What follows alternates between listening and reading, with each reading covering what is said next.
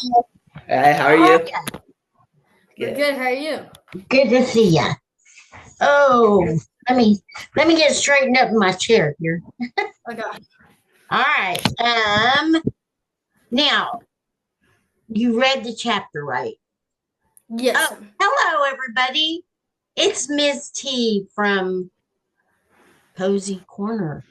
Miss T's Cozy Corner. Anyway, this is James. Say wave, James. Hi. And this is Micah. Hi. And we are going to have some guest reading today.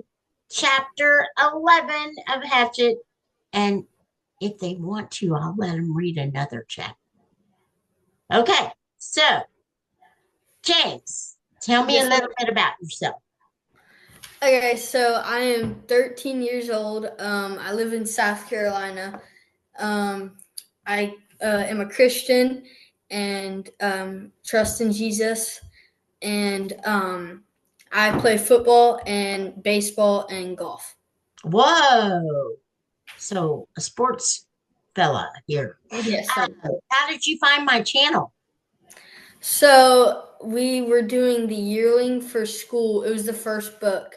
And then Oh, I looked up yearling audiobook, and then the first thing that came up was Miss T. And ah, then so I put it on there and started watching it. And then I like watched all the videos. And then on the end, it was like the party. You did like something. It was like the party at the end.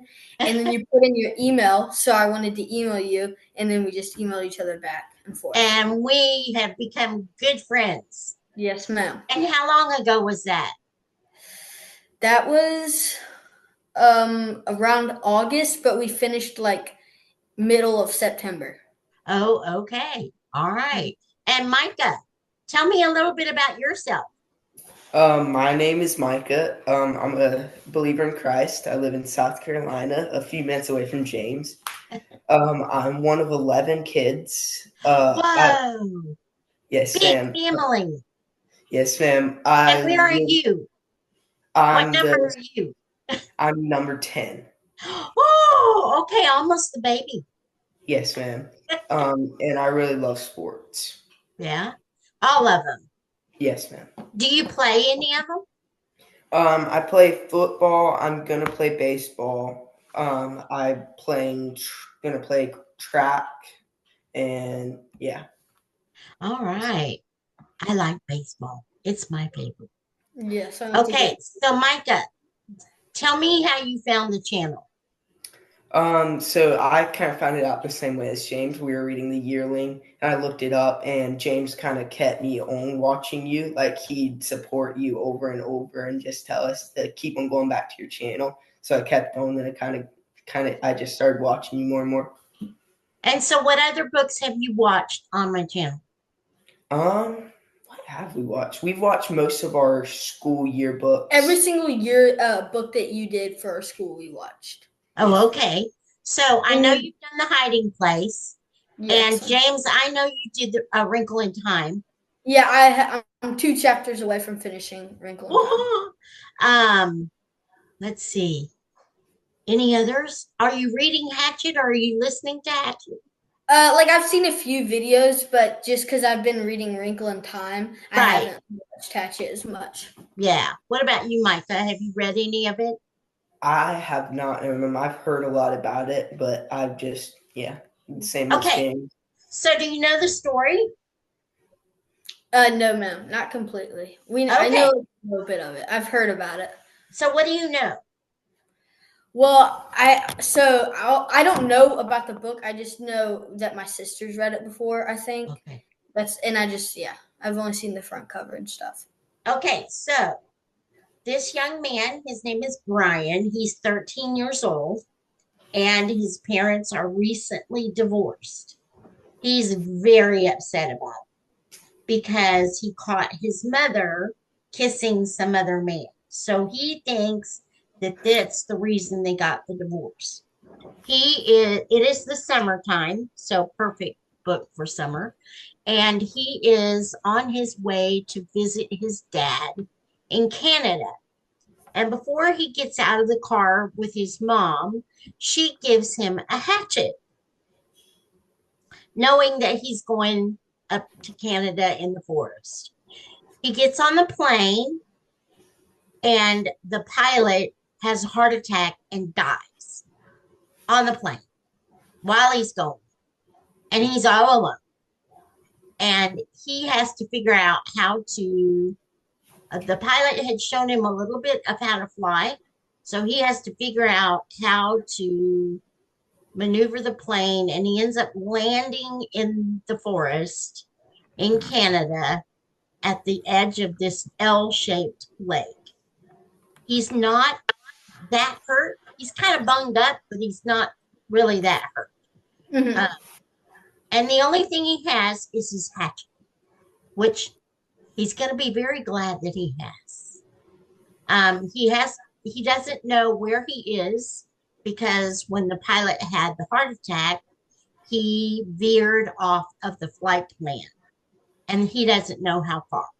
So he's kind of stranded out there, doesn't know anything. And he's a city kid, so he really doesn't know anything about the wilderness. And this is his story of survival. Now, I will tell you, amazing, amazing. First of all, he found some raspberries. So that's his food right now. And he has found a little cave and built and made himself a shelter. A porcupine came into his little cave one night and he threw the hatchet at the porcupine. And when it hit the rock wall, it caused sparks. So, remembering from school, he finally now has fire. So, that's kind of where we are. Chapter 11. Yeah, you talked about that book before you started reading it. I remembered that. Yes, Yeah. So, you guys ready? Yes, ma'am. Okay, who's going to read first? I am. Okay, James, go for it. All right, here we go. There were things to do. He transferred all the eggs from the small beach into the shelter, reburying them near his sleeping area. It took his will to keep from eating another one as he moved them. But he got it done, and they were out of sight again. It was easier. He added wood to the fire and cleaned up the camp area. A good laugh, that cleaning the camp.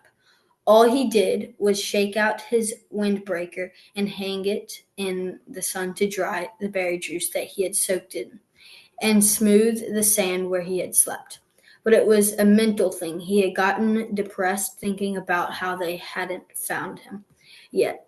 And when he was busy and had something to do, the depression seemed to leave. So there were things to do. With the camp squared away, he brought in more wood. He had decided to always have enough on hand for 3 days, and after spending one night with the fire for a friend, he knew what a staggering amount of wood it would take. He worked all through the morning at the wood, breaking down dead limbs and breaking or chopping them in smaller pieces, storing them neatly beneath the overhang. He stopped once to take a drink at the lake, and in the reflection he saw the swelling on his head was nearly gone. There was no pain.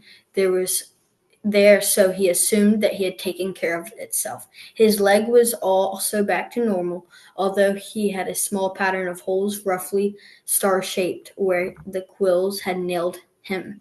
And while he was standing at the lake shore, taking stock, he noticed that his body was changing. He had never been fat, but he had been slightly heavy with a little extra weight just above his belt at his sides. This was completely gone, and his stomach had caved into hunger, and the sun had cooked him past burning, so he was tanning. And with the smoke from the fire, his face was starting to look like leather. But perhaps more than his body was changed in mind, or in the way he was becoming. I am not the same, he thought. I hear differently. He did not know when the change started, but it was there. When a sound came to him now, he didn't just hear it, but would know that the sound. He would swing and look at it, a breaking twig, a movement of the air, and now know the sound as if he somehow could move his mind back down the wave of sound to the source. He could know what the sound was before he quite realized he had heard it. And when he saw something, a bird moving, a wing inside a bush, or a ripple on the water, he would truly see that thing, not just notice it as he used to notice things in the city. He would see all parts of it, see the whole wing, the feathers, see the color of the feathers, see the bush, and see the shape and the color of the leaves. He would see the way of light it moved in the ripples on the water, and see that the wind made the ripples, and which way that wind had to blow to make the ripples move in a certain way. None of that used to be in Brian, and now it was a part of him, a changed a part of him, grown part of him, and the two things, his mind and his body, had come together as well. We made a connection with each other that he didn't quite understand. When his ears heard a sound or his eyes saw a light, his mind took control of his body. Without his thinking, he moved to face the sound, or sight moved to make ready for it, to deal with it. There were these things to do. When the wood was done, he decided to get a signal fire ready. He moved to the top of the rock ridge that comprised the bluff over his shelter and was pleased to find a large flat stone area. More wood, he thought, moaning inwardly. He went back to the fallen trees and found more dead limbs, carrying them up on the rock until he had enough for a bonfire. Initially, he had thought of making a signal fire every day, but he couldn't.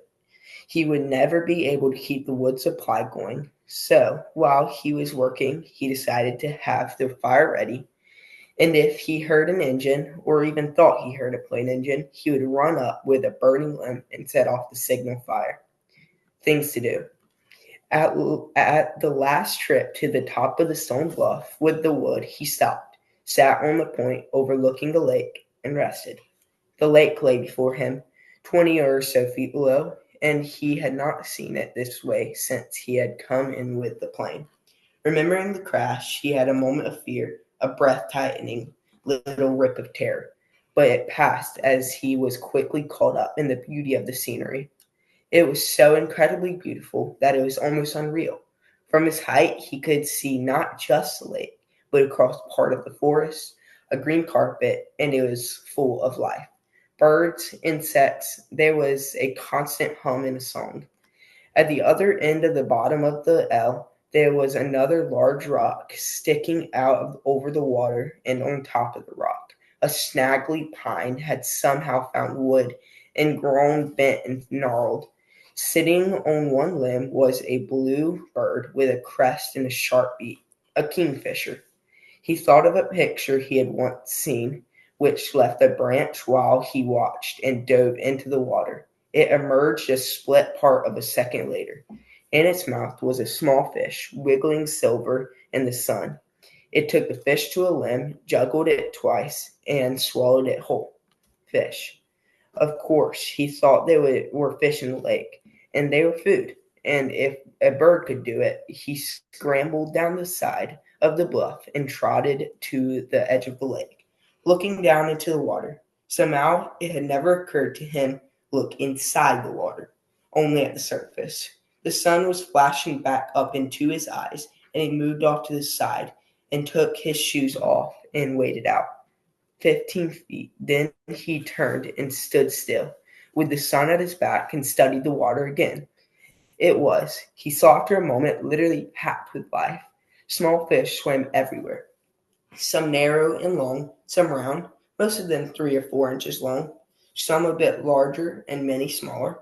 There was a patch of mud off to the side, leading into deeper water, and he could see old clam shells there, so there must be clams.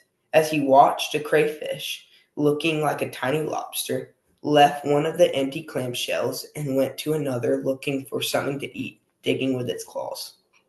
While he stood, some of the small round fish came quite too close to his legs, and he tensed, got ready, and made a wild stab at grabbing one of them. They exploded away in hundreds flicks of quick light so that he had no hope of catching them that way. But they soon came back, seemed to be curious about him, and as he walked up from the water, he turned to think of a way to use that curiosity to catch them. He had no hooks or string, but if he could somehow lure them into the shallows and make a spear, a small fish spear, he might be able to strike fast enough to get one. He would have to find the right kind of wood, slim and straight.